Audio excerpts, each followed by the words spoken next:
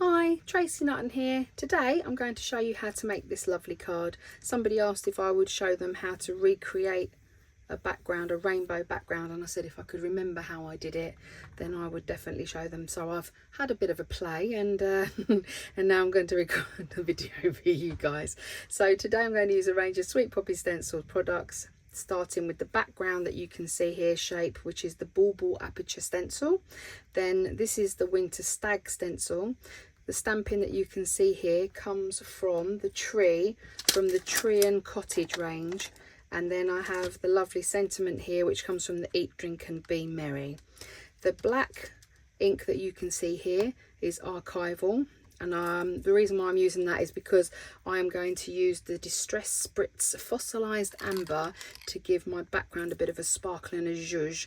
So I thought it would be best to use the archival ink over the top to make sure that it dried. The ink to create the rainbow background today, I've used Distress Oxides, but you can also use Distress ink, or you can even use chalk inks, and I've done that and I'll show you what they look like later on in the video.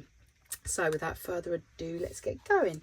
So as always, I'm using a 14 by 14 piece of card, and the Distress ink or the Distress Oxides that I'm using today are Dusty Concord, Crackling Campfire, Saltwater Taffy, Squeezed Lemonade, Peeled Paint, Uncharted Mariner, Faded Jeans, and Villainous Potion.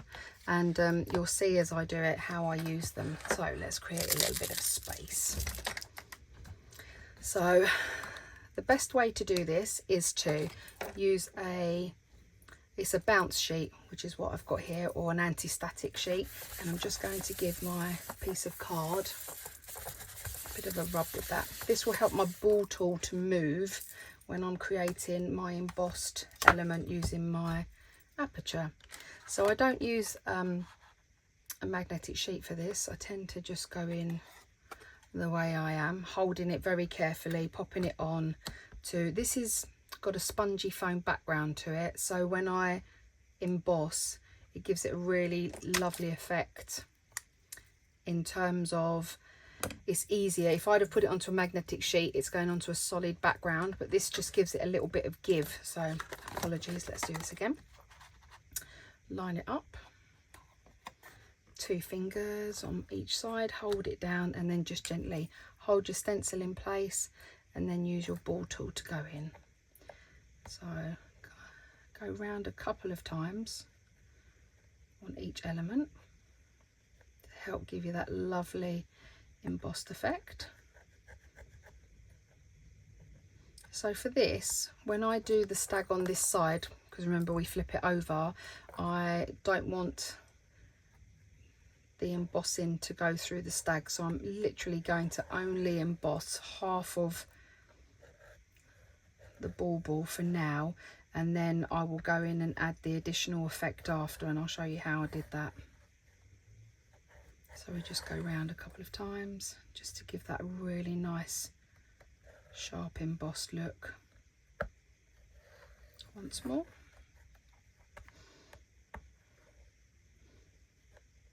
Okay, so that is now done. Then I can flip it over. I don't know if you'll be able to see. If I give it a bit of a twist, you might be able to see it. Then I'm going to flip it over. I'm going to pop it onto a magnetic sheet. Then for my background, if I show you this, I just had a piece of paper. I've made a shape. I drew a shape actually with a pencil that I kind of liked, and then I just used a pair of scissors to cut it. Going to put that over there before I put my stencil back on. So it makes it just a little bit easier. Might have to lift this up because the light in here is quite bright, so it makes it a little bit more tricky for me to line this up. There we go. There we go. Okay, so before I create my rainbow effect, what I'm going to do is I'm just going to colour the top part of the bauble. So I used a grey Distress Oxide. Give it a wiggle round.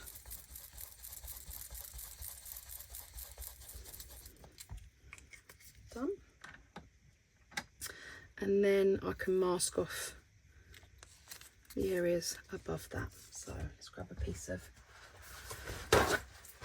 kitchen towel, which I will need anyway. Just give this a wipe. Otherwise, when I put my piece of low tack tape on there, it will resist because of the ink on the stencil. So I just want to cover up the top part of the bauble, and then just going to secure this down the sides. Then to create the rainbow, I just decided on the order upon which that I liked to create my rainbow, and I'm going to start in the centre with squeezed lemonade. And the reason being is the yellow is the lightest colour, and I don't want to get it mixed up or blended across. I would like a pure yellow, so I'm going to start with the lightest colour and then blend out both sides, and then I will use the yellow to bring the whole thing together. You'll see that as I go. So always have a piece of tissue paper, because don't want it too vibrant, and literally working your way in circles up and down. I tend to go from the bottom up a little bit on this because the paper isn't stuck down, so I don't want the ink to creep underneath. So a nice wide border of yellow, and this will help to blend the colours across. So you'll end up with the lovely yellow in the centre, blending out either side. Peeled paint.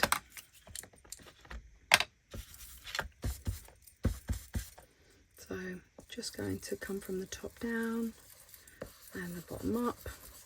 Now if you get lines like I'm getting, I'm not overly worried. They will blend and they will disappear. So sometimes I think when we're inking up and things don't quite go how you like them to, it's easy to think, oh, I'll just chuck it in the bin and start again. But there are lots and lots of ways that we can correct slight mistakes or imperfections, so sometimes it's worth sticking with. So I go from the green into the Uncharted Mariner.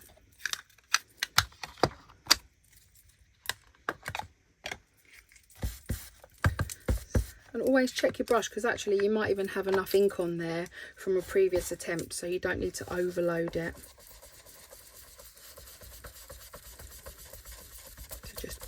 Blending that in with the green. And I'm being quite firm with my blending today. Sometimes I say to you be gentle, but today I'm being quite forceful.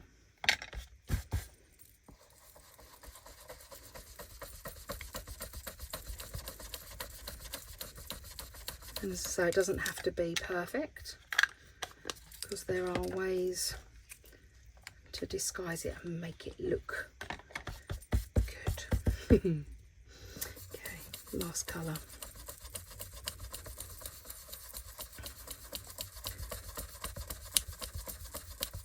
So from the purple, we then take the blue and blend it back across from the blue. Then we take the green.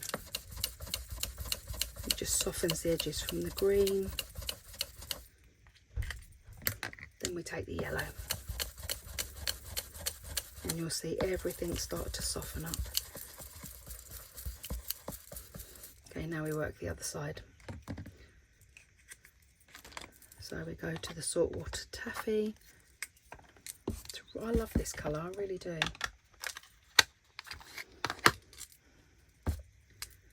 Again, not too far over onto the yellow. We'd like the yellow to keep some of its own space.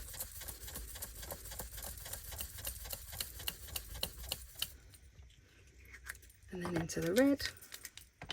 Just quite a quick technique, really.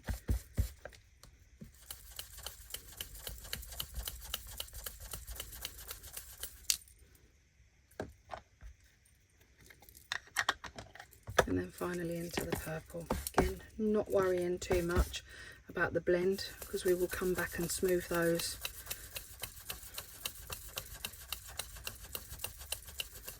as we go. Okay, so we go back with the red, you work your way back to the center and back into the orange. Might just take that a little bit further over. That's it.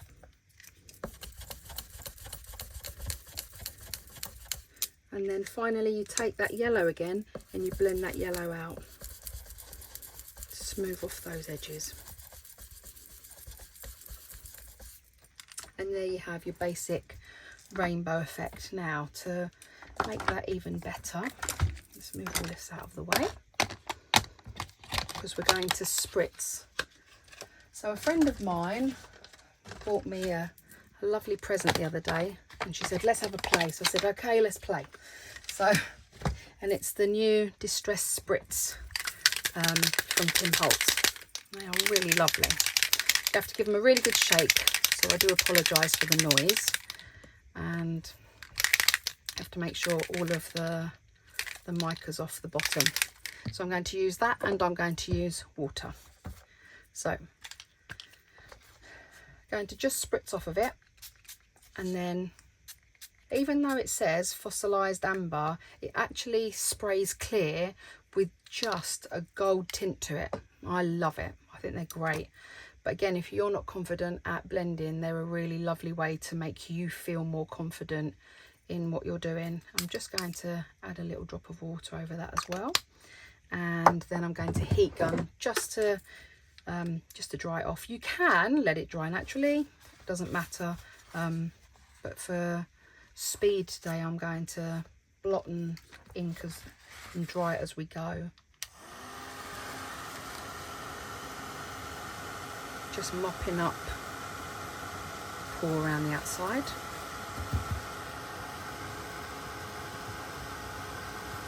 And I don't know whether the camera will pick up, but you get a really lovely shimmer, a really lovely shimmer. It doesn't take long to dry.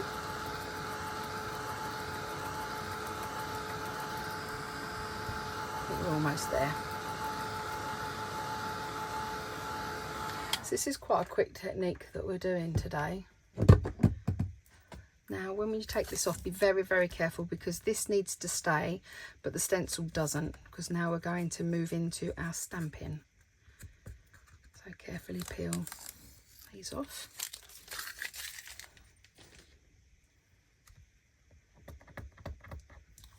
Okay, and then I'm going to lift the stencil off of the magnetic sheet and put it down onto my stamping mat. So let me take that.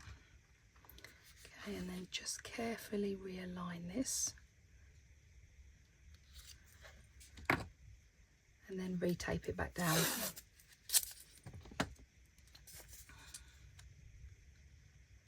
And I'm still being very, very careful and making sure that it's lined up.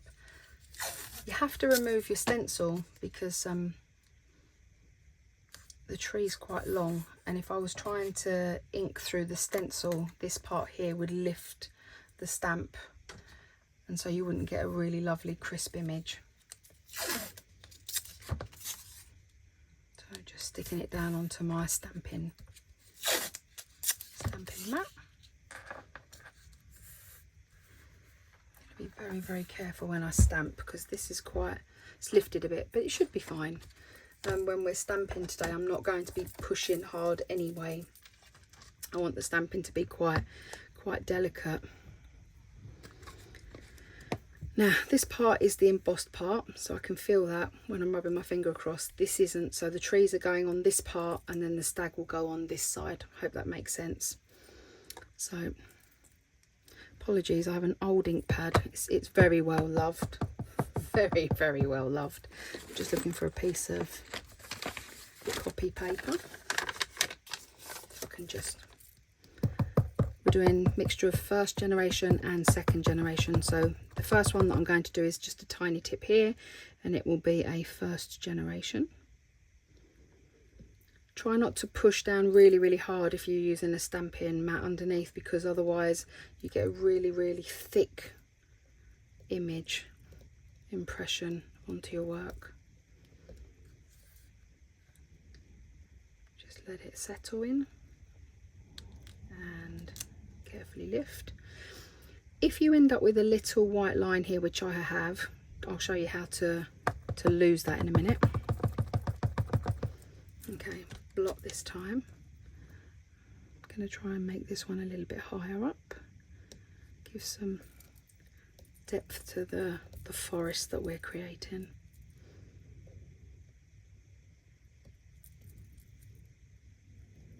Just takes a little bit of time, this.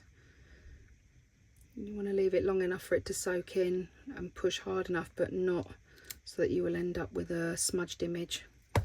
Okay, again, this one will be a first generation. And as you can see, I'm overlapping them and I'm creating different heights to create interest. I don't want to come any further over than about halfway, so it's probably 2 more trees to do, one being second generation and then the last one being a first. So plot off to the side. Going to make this one nice and tall. Feel that space in the background.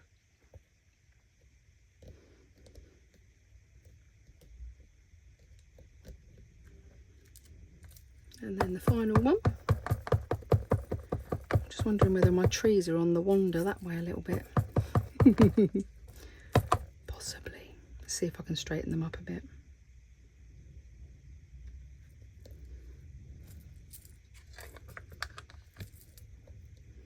So to create the snow on the trees, I used gel pen. I used a number 10 jelly roll. And the reason why I did that was because it comes out really thick. It's lovely the way it flows. Okay, so I do have some tiny white lines here. The easiest way to combat that is a fine liner. And then just don't draw a line, but just dot. And if you dot up and down, you will lose any of those lines that you can see. And then it makes it look like the trees are meant to be there. Okay, take your jelly roll.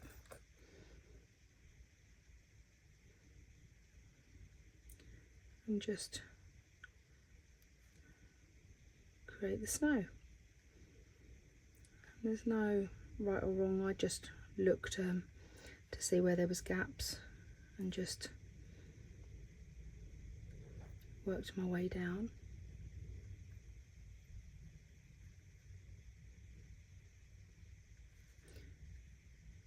Even on the background ones, you want to make sure that you're putting snow on everything.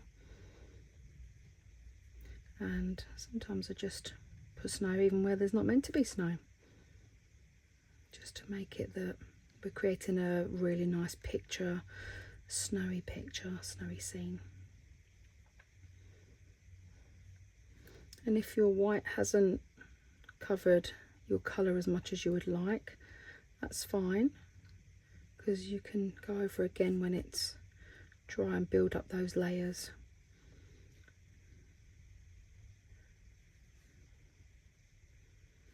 Okay, so I will go back over that when it's dry. So let's remove the background. And that's our rainbow background done. Then for the next part I will bring back in my magnetic sheet so that I can put my stag on. Just having a look, I think I'm going to just give that a quick blast so that it's dry.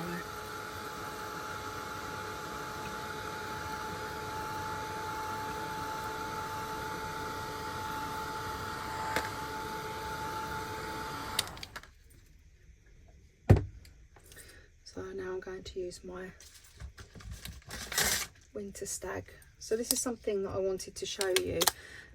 When you don't want to use all of a stencil, everybody says mask it off, but sometimes you might look at a stencil and say, well, you know, I'm not quite sure, like, what do you do when you get to an area that's really quite fine and detailed? And I just thought I'd show you guys how I do it. So I get a piece of masking tape and I cover the whole area, and through this tape I can actually see the stencil. So I grab a pencil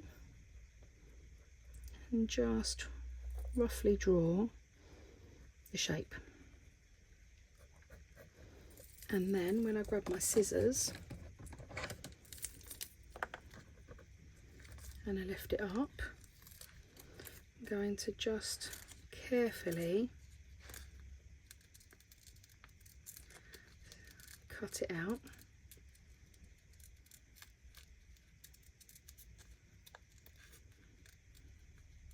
And with any luck it should, careful, it should actually fit. So let's have a look.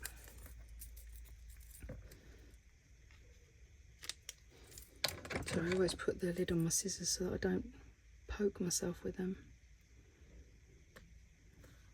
And I think it's just worth taking the time to make sure that your stencil is exactly how you want it to be, so that when you pop it onto your work, you're going to get the look that you want. So we want our stag with his bottom on, hopefully.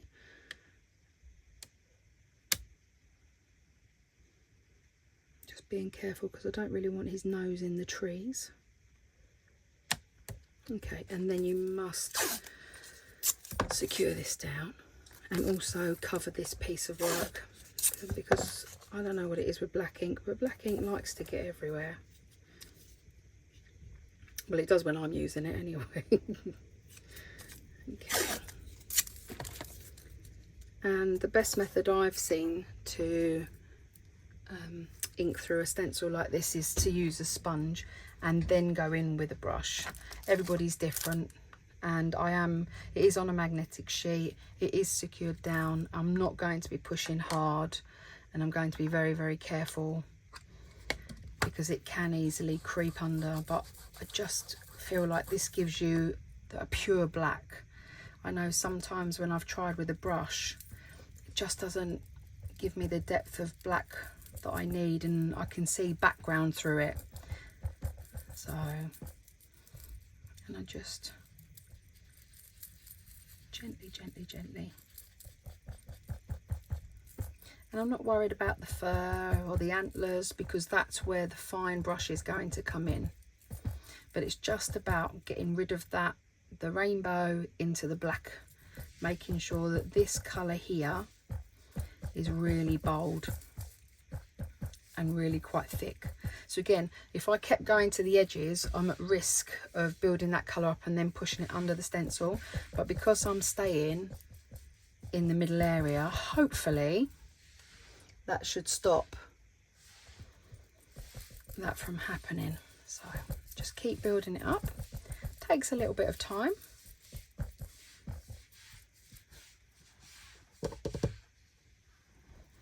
So just keep building that up. Staying away from those edges so as not to push the ink underneath. Apologies if I pause there. My husband has decided in the middle of my video he wants to clean the patio. So I do apologise. Okay, so let's grab our brush. Now we can gently go in. And staying away from this central area because I want that to dry a little bit. So obviously it's quite inky.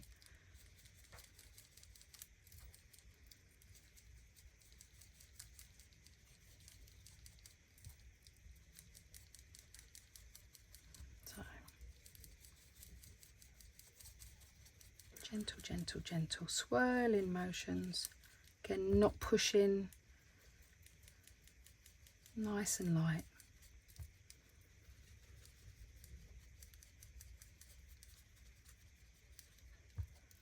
Feet.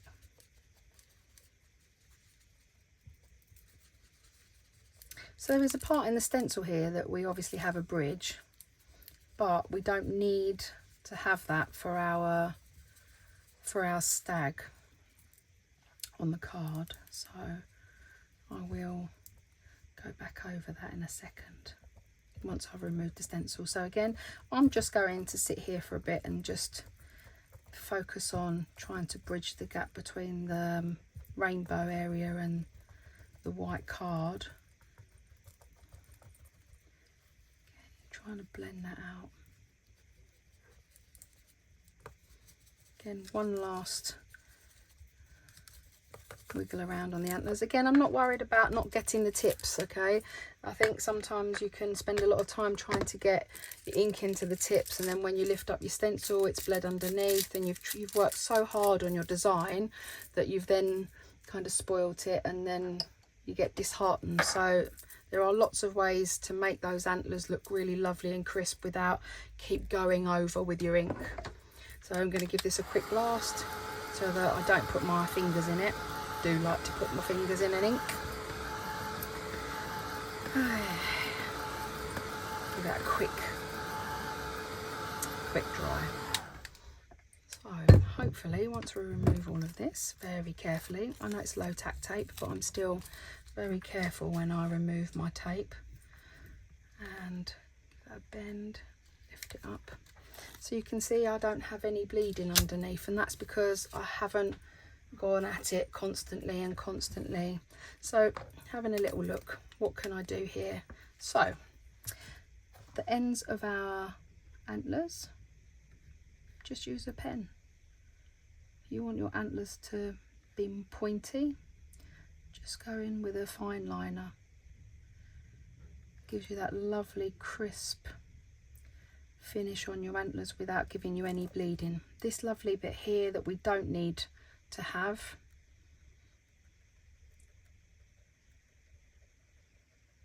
I can just use this pen, and I do sort of swirly motions so that you don't end up with lines, and it looks a bit more like you created it with your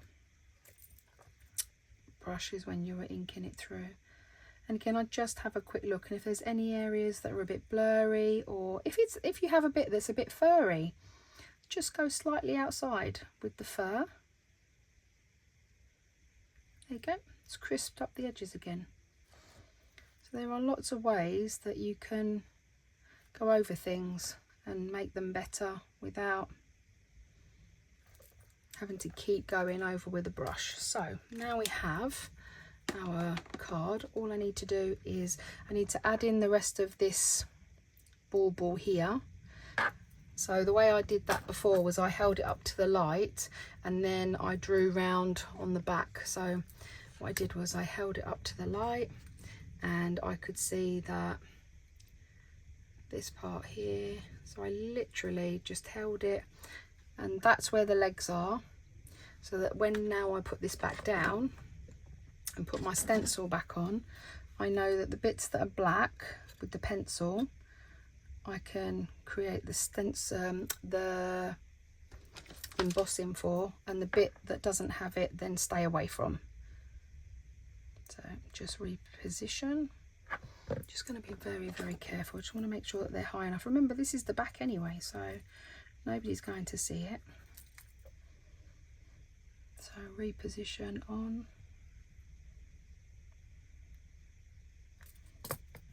And then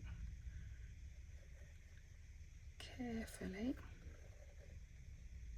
And then when you get to the point where your pencil is, you just stop. Okay, so stop.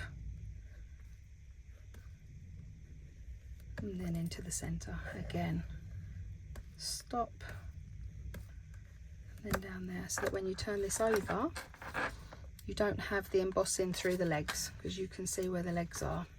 So what I need to do now is I need to use my stamp press to add my sentiment in. So I'm just going to grab my stamp press. I always use a stamp press purely because it just helps me to keep it straight. I can re-stamp again if I need to. go over any areas that might be quite pale. So I'm going to secure it here and here. And then I want my sentiment merry and bright just down there. Sorry for reaching across. So as I always do, I take it off, make sure it's straight. And then for this stamping, I am going to use, just a little bit wonky, I'm going to use my VersaFine Clair Nocturne. There we go. So, tap, tap, tap. Move this up so you can see me inking. There we go. Hopefully I'm in shot.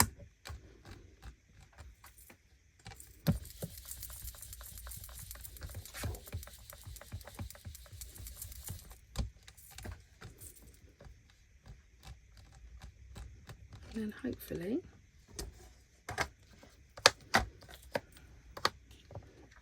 we have a really lovely card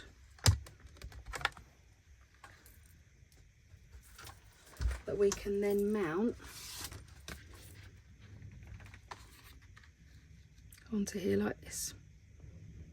So the only bit I'm missing here is the heels. So if you're thinking, well, how do you do the heels? Again, it's the same thing. So you take the same piece of paper that I had before,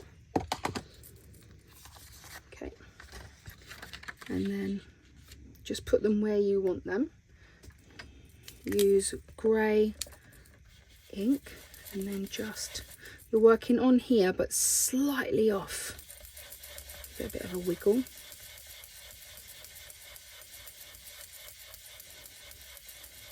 Nearly forgot my heels. And then I'll have another one down here. I did this right towards the end after I did the stag, so that I could make sure that I knew where the stag was going. Didn't want to put all that work in to put Hill in and then cover it up when I put him in. There we go. I did 3 on the last one, but I think I'm actually going to do just the 2 on this one. Now you can either use the polychromos pencil to just give the stag somewhere to stand, or you can use an ink. There's hardly any ink on this brush, but it just gives me an idea of where it's going to go. And then I can turn this and then just carefully create the illusion. And I always start light and then get it darker, working my way down.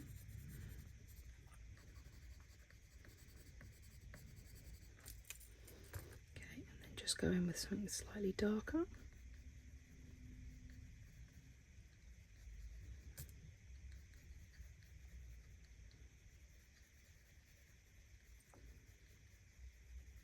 Just to create the illusion and just make him look like he's standing on something. Okay, and then one final bit is I had a glittery pen. I think it was a Jelly Roll Clear. And then all I did was just follow the heels. And there you have it, the finished card. So once you mount it, just like that one, and there you have it. So I will stick that on there in a second, but what I wanted to show you was I tried lots of different inks to see what would give you the best blend for a rainbow effect. So this one is Distress, and I quite liked it, but it was quite blotchy. I think this was the oxides, which I really loved, and that's why I chose the oxides to demo for you today. But I also used chalk inks, and I think those 2 are my favourites. This is slightly more subtle, a bit more dreamy. This is a bit more vibrant. So depending on what look you're looking for, give it a go, and each of the different inks will give you a different effect. So I'm hoping that you've enjoyed my video today. Apologies, as I say, if you could hear my husband cleaning the garden. I do love him. But yeah, hopefully you've enjoyed it. I've given you some handy hints and tips, things that will help you to feel more confident when you're inking and when you're using your stencils. I know sometimes it's a bit scary. I mean, as much as I do this quite a lot, you know, I still find it quite daunting. And but if you can find ways around it, making your edges more crisp without worrying about your ink going under your stencils, then it makes your crafting a little bit more fun. But once you've got the idea of this technique, you could then try using it on the leaf stencil and maybe use a different type of tree.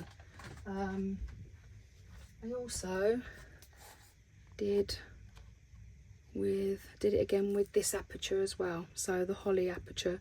It's your choice. It's the same technique and it's just done using different products that we all have. So I hope that's helped you out. Enjoy the rest of your day, whatever you're doing. Take care. Bye for now.